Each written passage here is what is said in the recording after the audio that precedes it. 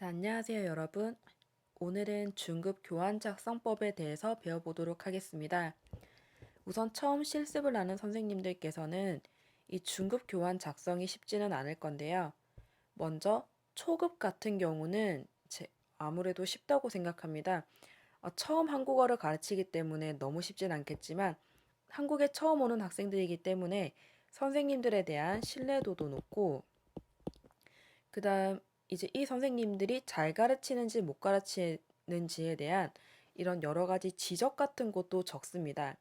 하지만 중급으로 오면은 이제 한국어를 못하는 학생들이 아니기 때문에 너무 어린아이 가르치듯이 문장을 구사하면 안 됩니다.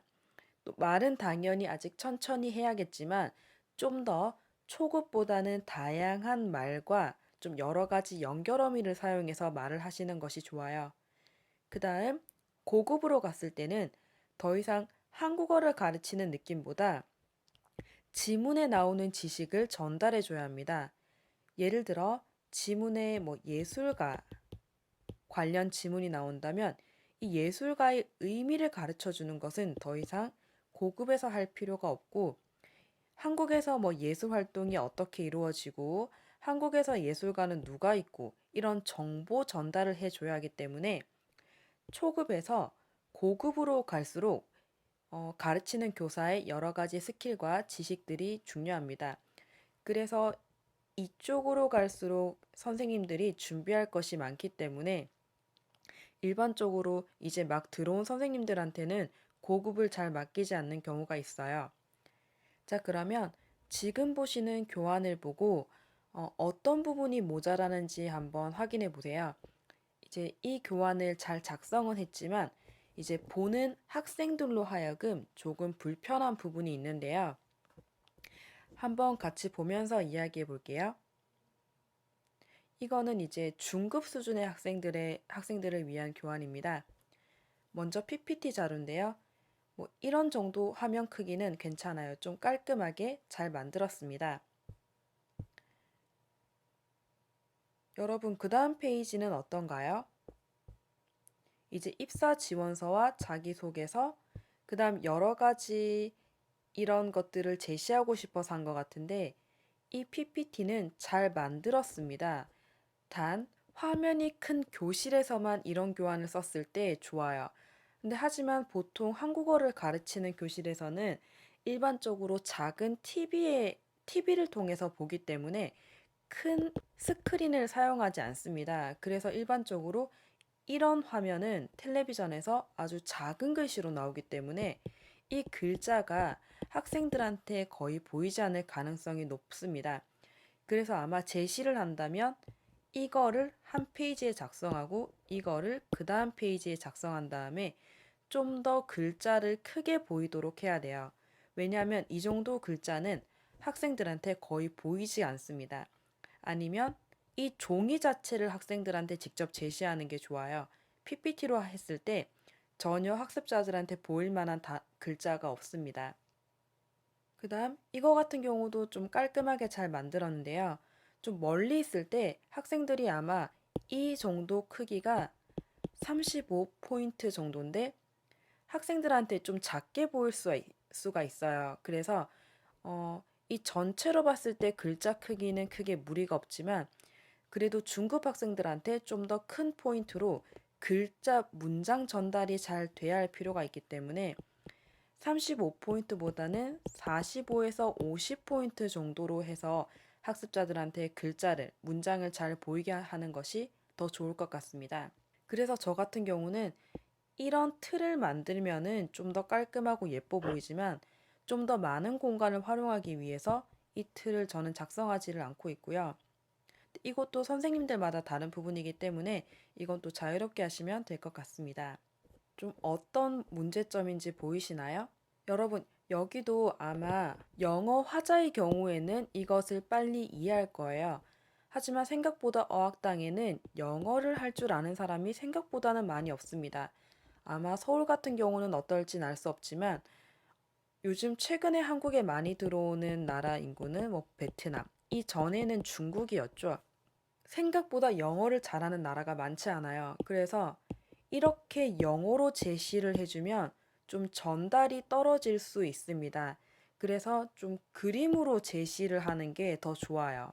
근데 여기도 그림이 여러 가지가 있기 때문에 이걸 업무로 곧 연결시켜서 보는 건 좀 힘들 수 있습니다. 그래서 여러분, 업무 같은 추상적인 단어인 경우는 이렇게 바로 제시를 하지 말고 문장 속에 단어를 녹여내는 게 좋아요. 예를 들어, 업무는 회사에서 하지 않고, 죄송합니다. 업무는 뭐 학교나 집에서 하지 않고 보통 회사에서 하잖아요. 그래서 이렇게 긴 문장 안에 단어를 넣어서 어떻게 활용하는지 보여주는 것이 더 좋습니다.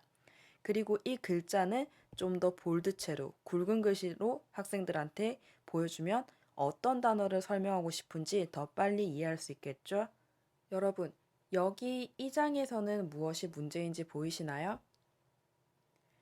여기서는 우선 여기 사진에 나오는 이분들은 옛날 드라마 미생에서 나왔던 분들이고, 미생은 회사를 중심으로 나타나는 이런 드라마잖아요. 그런데 우선 학습자들은 이거에 대한 사전 지식이 거의 없다고 보시면 됩니다. 그리고 여기 CEO부터 전체 여기 단어는 한국 사람들이 봐도 이해할 수 없어요. 내가 이 분야에서 종사하지 않는다면 이제 뭐 경영기획실, 뭐 IS실, 뭐 법무심사실, 재무회계실, RM실 이걸 바로 봤을 때 이해하기가 어려운데 외국 친구들 같은 경우는 더 알 수가 없습니다. 그리고 당연히 글자 포인트는 너무 작아서 보이지도 않습니다. 여기서 이렇게 말하면 부장, 과장, 대리, 사원을 나타내는 게 무엇을 말하는지 몰라요. 이런 경우는 그냥 간단하게 회사에서 부르는 이름 가장 아래가 사원, 그리고 그 위에 대리, 그 위에 과장, 그 위에 부장, 그 위에 사장. 이런 식으로 그냥 제시를 해주면 됩니다. 이런 복잡한 표를 보여주는 것이 학습자들한테는 이해에 방해가 될 수 있습니다. 그리고 여러분, 여기서는 이렇게 굳이 이름을 쓰지 않아도 괜찮아요. 왜냐하면 이름을 써도 학습자들은 알 수 없기 때문이고, 여기 사원과 과장 대리도 이렇게 하지 말고 방금 얘기한 것처럼 위치를 말해줘야 돼요. 이렇게 말해줘야 학습자들이 이 과장의 위치와 사원의 위치가 어느 위치인지 잘 알 수 있습니다.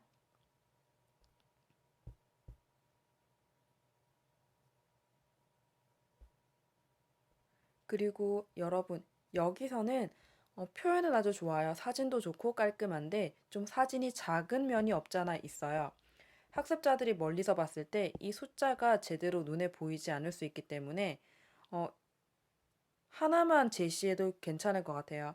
이것과 이것과 이것은 비슷한 종류이기 때문에 사진 한 장을 가지고 그냥 크게 제시를 하는 것이 학습자들한테는 좀 더 눈에 빨리 익을 수 있습니다. 그리고 여러분, 이런 경우도 아까 계속 이야기했다시피 너무 글자가 작아요. 너무 글자가 작고 그냥 PPT만 봐도 무엇을 말하고 싶은지 쉽게 전달이 되지 않는 경우가 있습니다. 전달을 잘할 수 있도록 이런 표는 뭐 요 정도만 제시를 하거나 아니면 이 대기업과 중견기업의 차이를 말하고 싶은 것 같은데 이렇게 말하면 한국 사람도 어떤 차이인지 쉽게 알 수가 없어요. 그냥 대기업은 아주 큰 회사, 중견기업은 그 다음 작은 회사. 이렇게만 제시해도 학습자들은 이해할 수 있습니다. 생각보다 그렇게 복잡하게 설명하지 않으셔도 괜찮아요. 가끔 선생님들이 단어를 너무 원초적으로 설명을 하려고 하시는데 그냥 직관적으로 설명하셔도 학습자들은 생각보다 이해를 빨리 합니다. 그럼 PPT 작성은 여기까지 말씀드리도록 하겠습니다. 제가 지금 말씀드린 거는 PPT를 만들 때 주의사항 같은 것을 넣어뒀기 때문에 나중에 이제 한국어 실습이나 가르치실 때 이런 점들을 주의해서 가르치시면 될 것 같습니다. 자, 여러분. 이전에 PPT를 배웠고 이제 한국어를 수업할 때는 지도안도 필요합니다. 이제 한국에서 한국어 강사를 오래 하신 선생님들은 이 지도안이 없어도 어느 정도 수업 커리큘럼과 시간들을 잘 배분해서 할 수 있지만 처음 하시는 선생님들은 이 시간 배분과 어떻게 말을 해야 하는지 잘 알 수 없기 때문에 미리 지도 안에 대본을 적어서 가셔야 본인이 좀 더 긴장을 하지 않고 자연스럽게 물 흐르듯이 진행할 수 있습니다. 그러면 여기 학생이 작성한 지도안을 보면서 어떤 부분이 부족한지 한번 볼게요. 여기는 3급 정도의 중급 학생들을 위해서 작성한 교환인데요. 이것도 잘 작성한 교환이지만 몇 가지 부족한 점을 제시하면서 이런 부분을 주의해서 교환을 작성하시면 될 것 같습니다. 자, 우선은 주제에 이제 단원명과 이걸 쓰고 몇 교시인지 쓰면 됩니다. 그 다음 학습 목표는 간단히 쓰고 여기선 어떤 단어를 하고 어떤 문법을 가르치는지 쓰면 됩니다. 이제 뭐 지도상의 유의점은 뭐 학생들이 이럴 때 뭐 이렇게 행동한다. 간단히 쓰시면 되고요. 여기서 우선 단계와 학습 내용, 학습 활동, 학습 형태 및 자료, 그리고 시간이 있는데요. 여기서 도입, 그 다음에 전개 이렇게 이루어질 것입니다. 우선은 학습 내용에는 가장 큰 타이틀, 한국 면접에 대해 알기를 간단하게 쓰면 되고요. 이제 학습 형태 및 자료는 CD를 들려주는지 아니면 뭐 연습책을 사용하는지 아니면 뭐 다른 뭐 평가지를 사용하는지 어떤 자료를 쓰는지 간단하게 쓰면 되고 여러분 여기 시간이 아주 중요합니다. 선생님들 중에 시간을 좀 너무 두루뭉술하게 쓰시는 선생님이 있어요. 뭐 여기는 뭐 50분. 보통 50분이 1차시 수업 시간이잖아요. 여러분 50분만 쓰면은 처음 하시는 선생님들이 어떻게 시간을 쪼개서 배분해야 되는지 전혀 몰라요. 시간을 이렇게 쪼개서 쓰셔야 돼요. 뭐 2분, 뭐 3분, 4분, 5분, 1분 단위로 쪼개서 쓰시면 더 괜찮고 너무 쪼개면 좀 불편할 수 있으니까 최대한 세부적으로 쪼개서 쓰셔야 처음 하시는 선생님들이 시간을 잘 배분해서 할 수 있습니다. 그렇지 않으면 너무 빨리 끝나서 수업이 10분이나 남을 수도 있어요. 50분에서 10분이 남은 건 아주 크게 남은 거고, 그래서 그때 한번 어떤 분은 이걸 자습으로 했는데, 여러분 수업 시간에 이런 걸 자습으로 수업을 하는 거는 거의 할 수 없는 일입니다. 그러니까 이런 일이 생기지 않도록 시간을 최대한 세부적으로 나눠서 쓰시는 게 중요해요. 여기 선생님은 굉장히 중급 학생들을 위해서 교환을 잘 작성하셨고, 그리고 가끔 교환 작성을 할 때 정말 책을 자기가 수업하는 그 한 것만 보고 오시는 분도 있지만, 그렇게 보고 내가 문법에 대해서 설명을 못한다. 이거는 여러분 거의 준비를 안 한 학생들이 하는 말이고요. 이제 교환을 작성할 때는 적어도 두세 권의 책을 보면서 어떤 식으로 가르치는지 한번 보셔야 합니다. 여기 선생님은 먼저 이제 시작 부분 상세하게 다 썼죠. 이제 만나서 반갑습니다. 이걸 쓰지 않아도 여러분은 당연히 잘 하시겠지만 선생님들이 좀 더 상세하게 쓰시면 더 좋아요. 그리고 언제 CD 재생을 하는지, 그리고 CD 파일은 어디 있는지 미리 다 확인하셔야 됩니다. 제가 문제가 없는 부분은 그냥 지나갈게요. 그리고 여기는 이제 학생들에게 질문. 여러분 또 학생들이 꼭 이렇게 대답을 해줄 가능성은 없지만 그냥 대충 이런 예상 질문을 할 것이다. 대충만 쓰시면 됩니다. 학생들의 대답은 이제 교환 작성에서 크게 중요한 부분은 아니에요. 중요한 부분은 교사의 바라입니다. 교사 바라가 문제 있으면 아마 교환을 미리 보시는 선생님들이 이제 지적을 해주실 거예요. 자, 어떤 부분이 문제가 있는지 한번 천천히 볼게요. 자, 여기도 이제 슬라이드가 나오는 부분은 이렇게 다 제시를 해줘야 합니다. 그래야 이 교환을 여러분들이 아마 처음 실습 기간에 갈 때는 담당 선생님이 있을 건데 그 선생님들이 어느 부분에 슬라이드가 나오는지 알 수가 없어요. 그래서 이 슬라이드 부분은 선생님들께서 이제 확인하는 용도로도 쓰겠지만 이걸 첨삭해 주시는 선생님들이 확인하기 위해서 중요한 부분입니다. 그리고 여기 시간은 쪼개서 이렇게 쓰시면 되고요.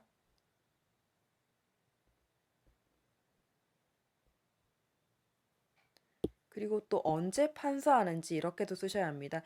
판서란 단어가 없으면 이제 이걸 첨삭해 주시는 선생님께서 칠판은 하나도 쓰지 않고 PPT만 사용한다 이렇게 생각하실 수 있기 때문에 이런 것도 써주시면 됩니다.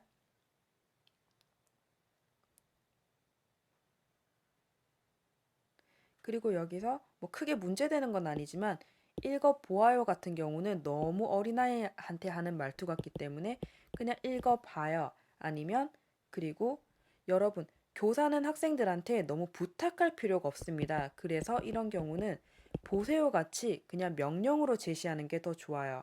너무 선생님이 학생들한테 서비스를 제공한다는 느낌보다 이제 너는 무조건 해야 된다. 명령조로 전달해야 되는 부분은 명령 어미를 사용해서 쓰시는 게 좋습니다. 네, 전반적으로 이 선생님께서는 거의 교환을 잘 작성하셨어요. 자, 그리고 이렇게 뭐 선생님의 경험을 말해주면서 학생들한테 물어보는 것도 좋습니다. 그리고 이제 뭐 아마 교재는 줄임말 같은 거는 나오지 않겠지만 아르바이트라고 돼 있지만 한국 사람들은 보통 많이 사용하는 알바 이런 단어를 제시해도 학습자들한테는 도움이 됩니다. 하지만 가끔 이제 선생님들께서 교재에 나오지 않는 단어를 따로 가르치는 걸 좋아하지 않는 선생님분들도 계신데요. 이거는 이제 그 팀티칭 선생님에 따라 다르기 때문에 이 부분은 유의하셔서 하시면 되고요. 자, 여기 어휘 부분은 이제 지나가 볼게요. 그리고 이제 여기서 이제 형용사 이 부분을 가르치는 것 같은데요. 어떻게 가르쳤는지 교환을 통해서 한번 볼게요. 이제 시간은 10분이고 총 단어가 하나, 둘, 셋, 넷, 다섯, 그리고 여섯, 일곱, 여덟. 여러분 지금 어휘가 8개 정도 있는데요. 보통 일반적으로 다른 선생님들은 잘 모르겠지만 어휘가 8개인데 10분밖에 수업을 하지 않는 거는 어휘에 대해서 자신감이 없다는 걸 이 시간으로 표현하고 있습니다. 아마 이 정도 어휘는 10분이 아니고 거의 1시간 정도 1시간이 아니고 한 30분에서 40분 정도 그리고 이제 다른 활동지까지 쓰면은 50분까지 채울 수 있는 분량입니다. 여기서는 이 선생님께서 PPT를 어떻게 제시한지는 알 수 없지만 PPT가 적혀 있지 않는 걸로 봐서는 그냥 이야기를 하는 것 같아요. 여러분 여기 있는 단어는 다 추상적인 단어입니다. 그래서 단순히 이 성실하다를 어떻게 제시했죠? 문장 안에서 이제 뭐 열심히 일해요. 학교에 와요. 지각하지 않아요. 숙제 잘해요. 발표해요. 그래서 성실한 사람이에요. 이게 설명이 끝이에요. 이렇게 쓰면 안 됩니다. 너무 설명이 부족해요. 너무 빨리 지나간 느낌도 있기 때문에 학습자들이 이 성실하다란 단어를 쓸 기회가 너무 적었습니다.